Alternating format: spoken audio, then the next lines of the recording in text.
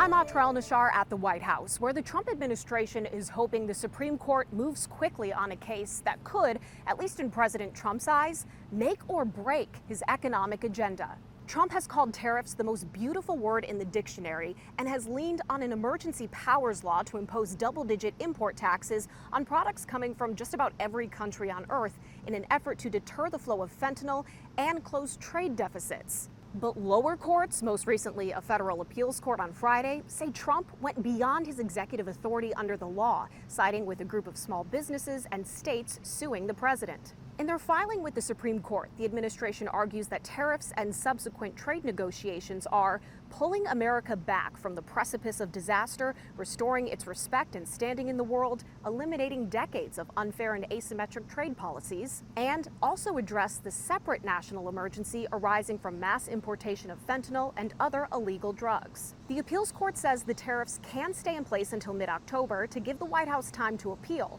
Earlier this week, the president says he wants the Supreme Court to fast-track a decision because of losses on Wall Street. We're going to ask for an expedited ruling because, when you look at the stock market's down today, the stock market's down because of that, because the stock market needs the tariffs. But in their filing, the White House says the court should expedite because the lower court's decision has jeopardized ongoing foreign negotiations and threatens framework deals. After months of negotiations and extensions for dozens of trading partners, the president secured just 8 trade agreements. These deals are all done. I guess we'd have to unwind them. If we don't win that case, our country is going to suffer so greatly.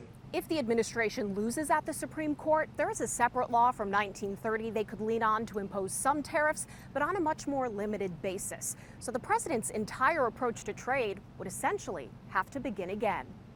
At the White House, I'm Atrel Nashar.